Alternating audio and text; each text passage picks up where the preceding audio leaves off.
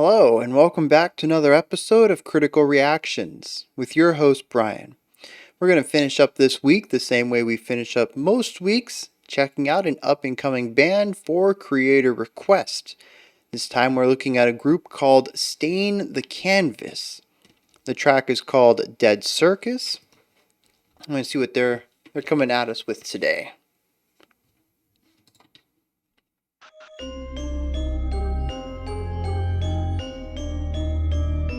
Am I scared? No, I'm stuck in my bed, all around me better though. So locked in the basement, I'm feeding them all. Why don't you do the same? Maybe you're trapped in a mirror, oh no escape.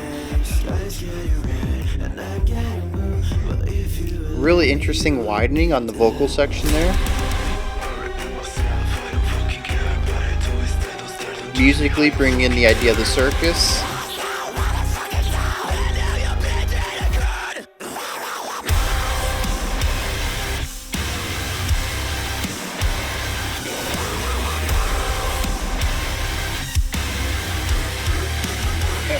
Pairing electronic elements with rock.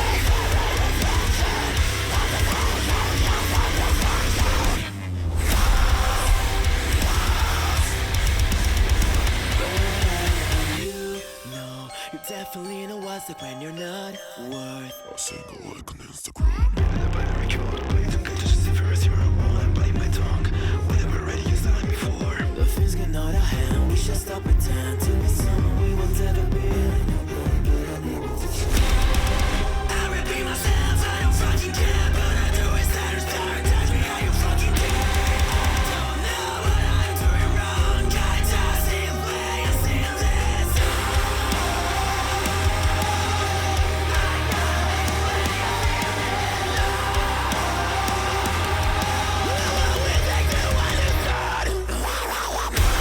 Dude, that vocal technique there is just sick.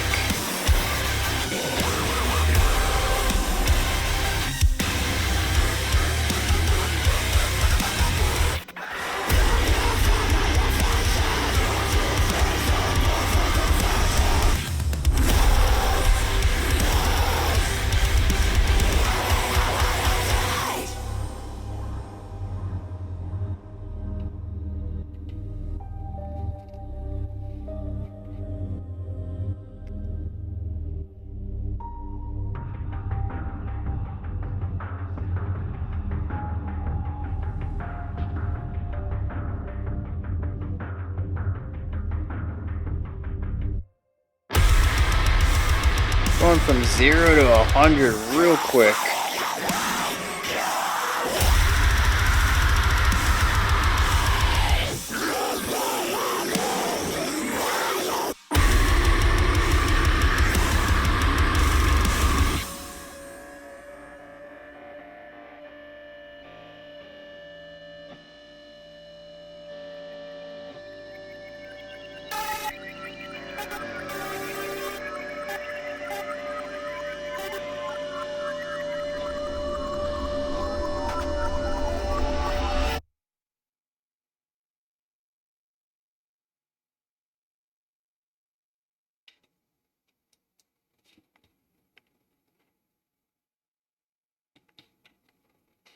Okay.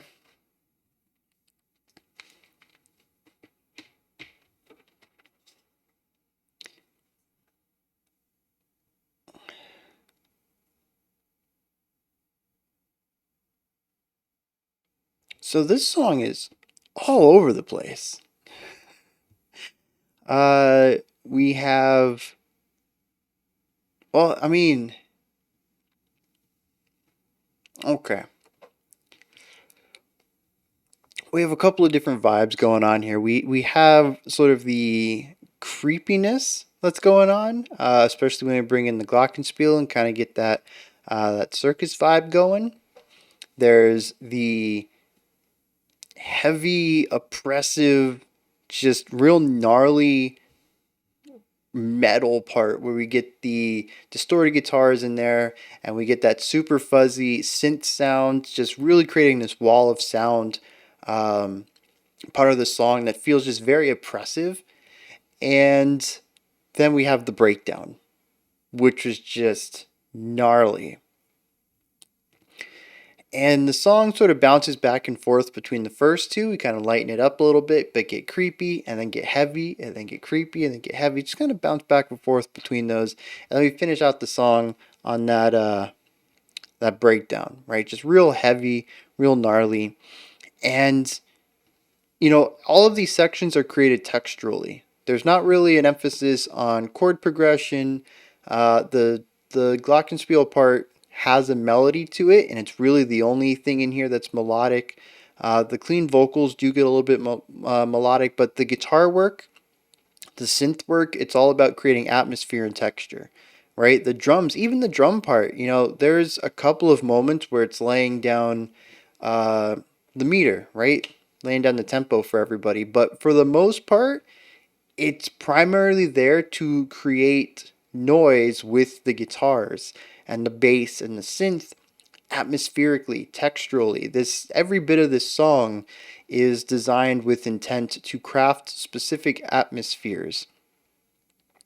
And I think it does a phenomenal job at all of them.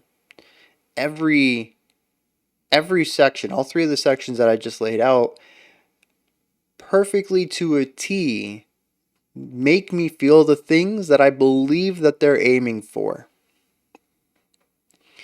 And normally we just talk about the music on this channel. I do want to give a quick shout to whoever crafted the music video, whoever's vision this was, and then the team that went about creating it. The editors and the director and all of that. The music video just perfectly ties in with some of the stuff that's musically going on. It's a creepy, just real gnarly song, and the visuals fit that. But I think that they also found an interesting way, based on some of the lines I picked up, to tie the lyrical themes in with the visual ones. So we'll get into all that when we dive into the lyrics later.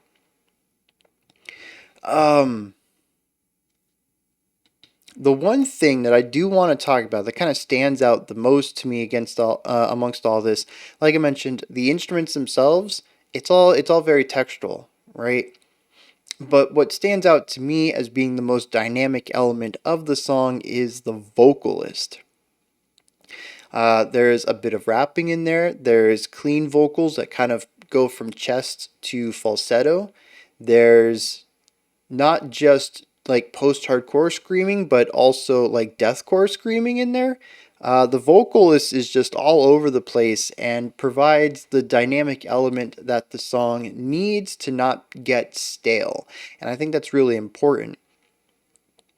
Because like I mentioned, everything musically exists for atmosphere, and we're bouncing between two atmospheres. There's really not a lot going on musically, and it's just one song. I don't, Stain the Canvas, if you guys are watching this, I'm not trying to throw shade at the drummer or the guitarist or the bassist or any of you guys. This song just, to me, doesn't feel like a highlight for y'all's skills. It really seems to put a lot of attention on the vocalist, right? You guys got a little bit of time to shine at the end. I'm going to talk about that breakdown in a second. But a lot of what we hear here is synthesizer, and what I'm going to assume is a digital glockenspiel. So yeah, you guys did a fantastic job at crafting the texture, right, for the song, so that the vocals can do what they're going to do. And I do look forward to checking out more of your work and seeing if there are more songs where you guys get to shine as a band rather than being what I kind of view as a vocal piece. So I'm going to talk about the vocals for just a little bit because there's, like I said, a lot of diversity here. We came in clean and a little bit in the poppiness of the vocals, which I didn't think too much of, other than the fact that visually there was that contrast. We had these nice poppy vocals coming out of somebody in bleeding bandages in a dingy warehouse. But even compared to the music, I didn't think it was that far off. Poppy music or poppy vocal styles appear in rock all the time. I think it works very well. We went to the post-hardcore vocals, and I was there for that. I really enjoyed where that was going, but you had this intro into it that kind of had this Real gnarly Slavic saliva-ish. I don't know the word for this. I could hear so much saliva gargling in the saliva popping, maybe I think is the way, in the harsh vocals. It was just real, made my skin crawl, I think is the way to go for that. And then we went into the more traditional post-hardcore harshes, and that I was more at home with. But you have this really gnarly growl that goes along with all this, and it reminds me a bit of some of the voices that Will Ramos uses in Lorna Shore. And just I'm really impressed with the range of this, right? Going from poppy into all this disgustingness into more of a mainstream kind of harsh, and kind of moving all in between there. You even went to some really nasty growls at the end during the breakdown. So yeah, just a really great song at showcasing all the vocal styles that are here.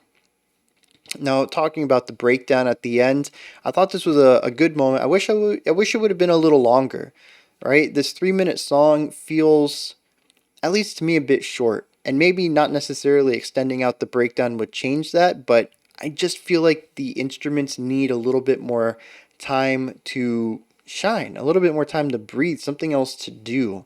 And maybe that's just me, but I feel like this song is cut way too short. I feel like the musical side was hamstrung to put an emphasis on the lyrics. Maybe the lyricist ran out of ideas, or maybe they completed their concept. Maybe they said everything they wanted to say, and anything else would just be padding.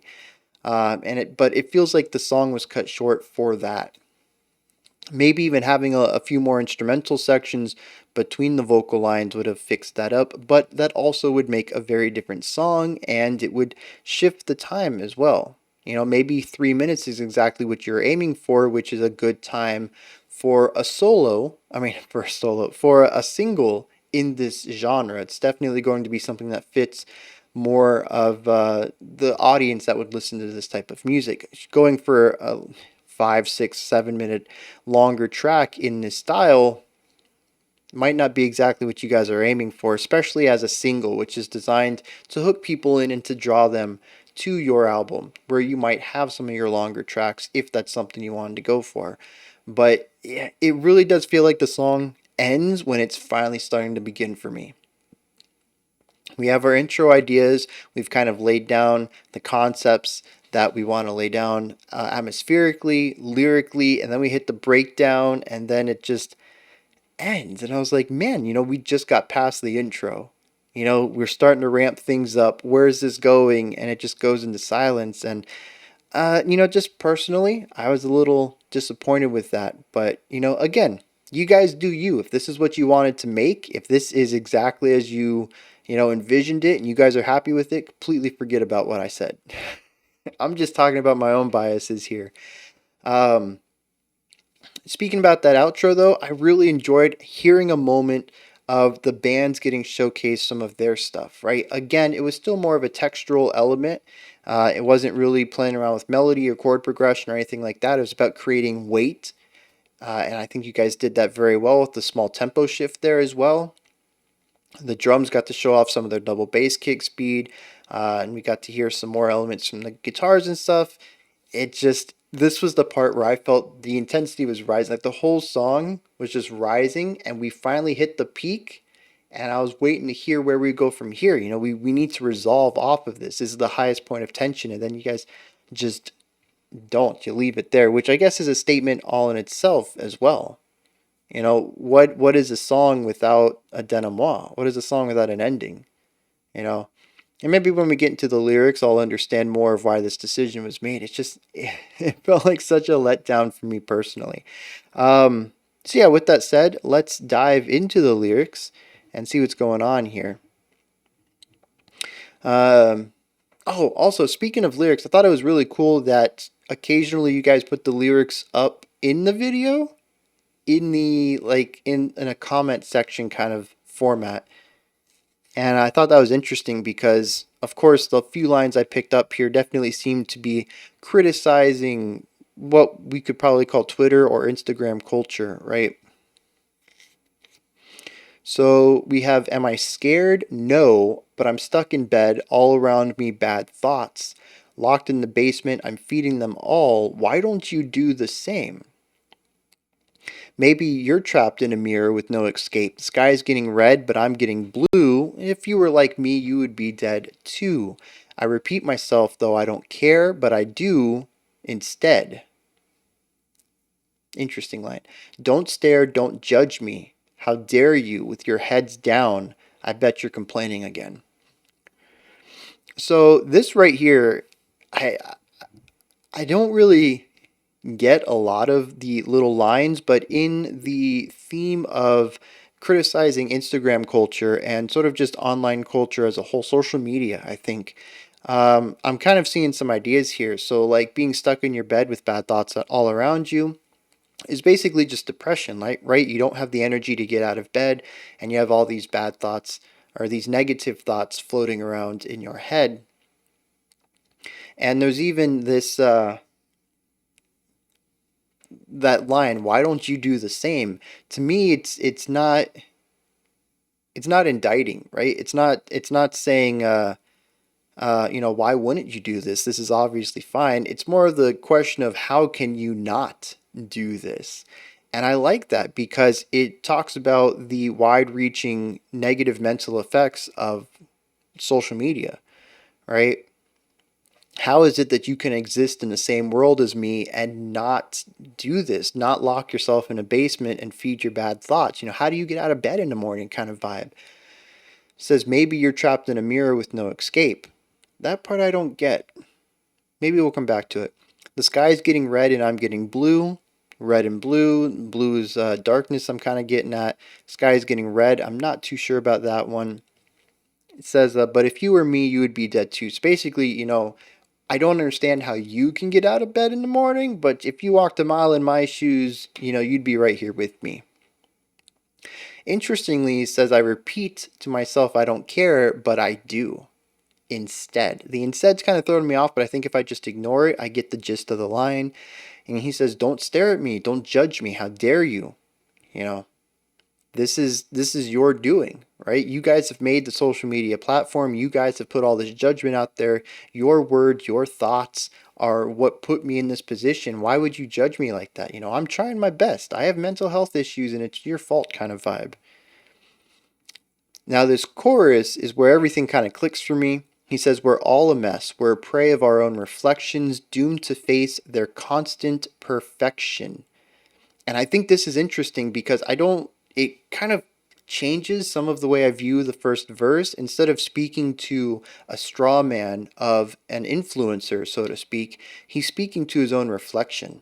He says that we all are prey to our perfect reflections. We're prey to the perfect worlds that we put up on social media, right? Not nobody, but rarely do people put up their blunders. Do they put up the pictures that they haven't posed for, that they haven't perfectly applied makeup or put clothes on specifically to take? You don't get the candid photographs on Instagram or Twitter. You get a curated form of their life, and people also have to deal with that.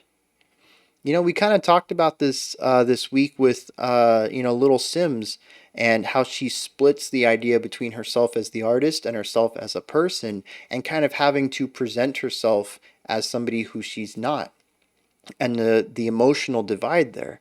And we're kind of seeing that here too, just maybe on a smaller or the same size of level as well, depending on how big of an Instagram influencer you are. If you have 1 million views, the person that you present to the world is not who you are, right? So we are a mess, and we're prey to our own reflections of how we present ourselves on the internet. I think that's what he's trying to get here. He says, but I know that going into verse 2, you definitely know what it's like when you're not worth a single like on Instagram, right? Everybody's been to that part where you put up a social media thing, you don't even get a single like, right? And this next generation, especially, I mean, my generation is kind of inclined to this. We grew up with the rise of social media, but this next generation is ingrained in it where it's the only reality they've known.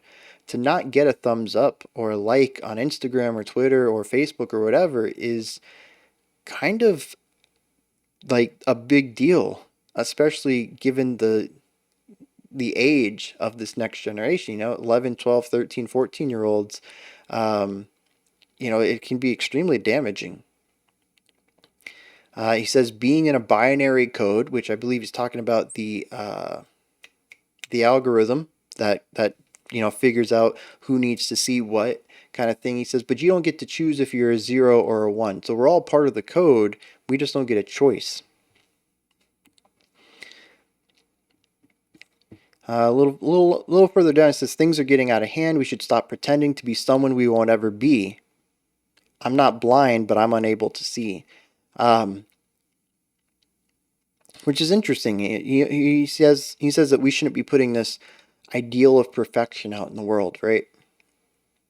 That you know the people who are big on social media, they present this perfect side of themselves with no issues or no problems or no faults.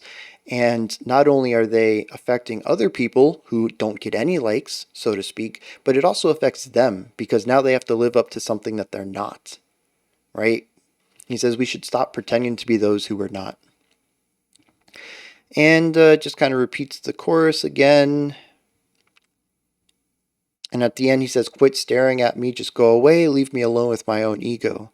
I'm not quite sure where that kind of ties into everything, but yeah, I think I think the basic thing here is that, especially this next generation growing up, they are inflicting their own pain, right? They're providing their own issues.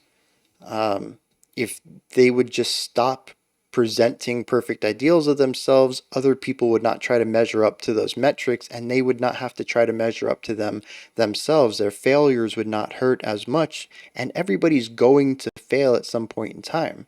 We are human. We are imperfect. He says we just need to stop this, stop the whole charade, right? He shows how it's hurting him in the first verse. And in the second verse, he goes to show that not only does it hurt him, it hurts others, and you don't really get a choice in it either, right? The algorithm decides who wins and who loses. Um, and I like how it's this idea of self pain, right? We're doing these things to ourselves because I think there's even a side of this that isn't explicitly stated in the lyrics, but is kind of hinted at in that if we just got off of social media, we could be better, right? We wouldn't have to deal with the constant barrage of perfection. But like I kind of talked about, it's not really a choice anymore. Even for me, to be off of social media is kind of a weird thing to do. It's not something that many people can say is hey, hit me up on Facebook. I don't have a Facebook. People are like, what do you mean you don't have, like it's just unheard of. And that's even for me. This next generation, they're growing up with Instagram and TikTok and stuff. Like it's just being off of social media is basically self estrangement. You're going to ostracize yourself like that because a lot of the youth live on social media. And, we can make our judgments on that for what it's worth, but at the end of the day, it doesn't matter because that's the reality of the situation. Um, so, he says it's kind of cyclical and it's self-inflicted, right? And I think that's where the music video comes in, where they're eating raw food and playing Russian roulette and consuming bleach, and they're doing these things that are hurting them, but they're not stopping, right? They know it's going to hurt, they know it's not good for them, but they're continuing on anyways. And I think it's especially damning visually when we see the first person do it, and then the second, and then the third, and it's like by the time that the fourth person gets around to it, they're not going to stop. They're not going to say no. They can't. This is just what the group does kind of vibe. So I think they do a pretty good job at representing this idea in a very grotesque manner visually. Um, yeah, I think I think that's all of what I got to say about it. I enjoyed this, right? Not, I mean, it grossed me out. I'm not gonna, the music video is a bit much for me, but I'm interested to see what else Stain the Canvas has in store. So I'm definitely going to be checking out. I saw two videos there at the end of the video that it showed me I can go click on. I'm probably going to go listen to those and see what else they're bringing. Anyways, those are my thoughts on Stain the Canvas's Dead Circus. This is where you guys come in. Hit me up with your comments. Let me know what you thought of this track, if there's anything that stood out to you, anything that you want to add on, or something I missed maybe. You want me to, you want to add on to the conversation, go ahead and hit me up with that stuff. Above the comment section is a description box. In there is a link for Linktree. Take you to this menu right here, which has everything related to the channel. You can also look above that, like, subscribe, and ring the bell. Additionally, look in the description. There's going to be a bunch of links for Stain the Canvas if you want to check out more of their music or find their social medias, find their merch, whatever you're interested in. I'll have those links there for you as well. All right, until next time, remember to be critical but not cynical of the music you listen to, and have a fantastic morning, afternoon, or evening whenever you choose to watch my videos.